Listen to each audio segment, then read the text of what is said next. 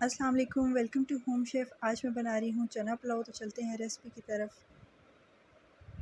یہاں پہ میں نے 1 کھانے کا چمچ زیرہ لیا، 2 میں نے دال چینی کے ٹکڑے لیے، 3 میں نے بڑی الائچی لی، 1 کڑی پتہ، 7 سے 8 لونگ، 7 سے 8 کالی مرچیں اور 2 میں نے بادیان کے پھول لیے ہیں۔ یہاں پہ میں نے ایک پین کے اندر 1 کپ کے قریب میں نے آئل شامل کیا، اس کے اندر جتنے گرم مسالے تھے میں نے ان کو شامل کیا۔ ان کو 10 سیکنڈ کے لیے صرف ہم پکائیں گے۔ اس کے بعد ہم اس کے اندر پیاز شامل کریں گے، جو میں نے 2 میڈیم پیاز لے کے ان کو باریک کٹ کر لیا تھا۔ اب پیاز کو ہم نے براؤن کرنا ہے۔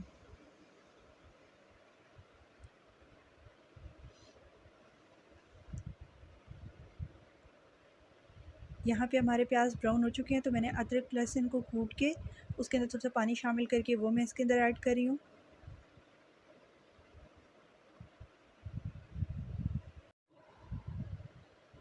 یہاں پہ میں نے مسالوں کے اندر 1 کھانے کا چمچ بریانی مسالہ لیا، 1 چائے کا چمچ نمک، 1 چائے کا چمچ کٹی لال مرچ لی، وہ میں اس کے اندر شامل کر رہی ہوں۔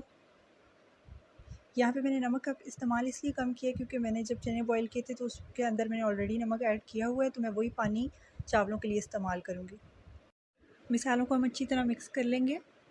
اب میں اس کے اندر چنے شامل کروں گی اور ان کو تھوڑا بھون لوں گی۔ چنوں کو میں نے ایسے بوائل کیا تھا کہ میں نے ان کو 2 سے 3 گھنٹوں کے لیے گرم پانی کے اندر بھگو دیا تھا، اور اس کے بعد میں نے اس کو گرم پانی میں ہی ڈال کے بوائل کر لیا تھا۔ میرے چنے 15 منٹ کے اندر گل گئے تھے، اور وہ چنے میں اس کے اندر شامل کر رہی ہوں۔ میں نے چنوں کے اندر آلریڈی نمک ایڈ کیا تھا۔ اب ہم چنوں کی تھوڑی بھنائی کریں گے۔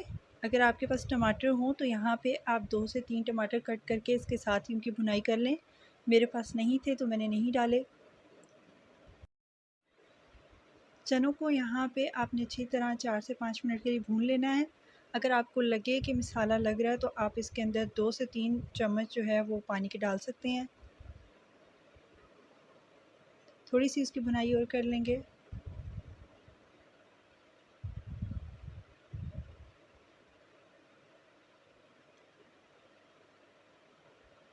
اب اس کے اندر پانی شامل کریں گے۔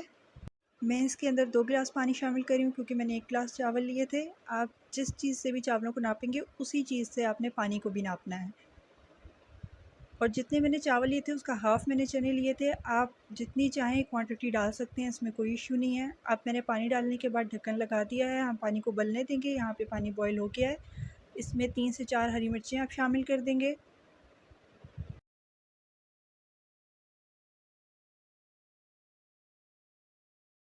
چاولوں کو میں نے 20 سے 25 منٹ پہلے بھگو دیا تھا۔ اب ہم اس کے اندر چاول ایڈ کریں گے۔ چاولوں کو ایڈ کرنے کے بعد ہم اس کو تھوڑا سا مکس کریں گے، بہت زیادہ چمچ نہیں لائیں گے۔ اب ہم تیز آنچ کے اوپر ڈھکن دے کے چاولوں کا پانی خشک ہونے دیں گے۔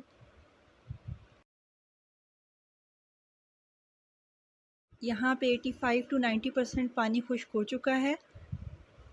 جب اس کنڈیشن پہ چاول پہنچ جائیں گے تو ہم انہیں دم لگا دیں گے۔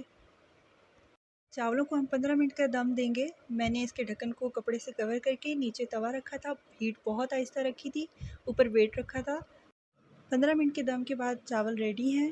آپ ان کو ضرور ٹرائی کیجیے گا، ہمیں اپنا فیڈ بیک دیجیے گا۔ ویڈیو کو لائک کریں، شیئر کریں، ہمارے چینل کو سبسکرائب کریں۔ Thank you for watching. اللہ حافظ۔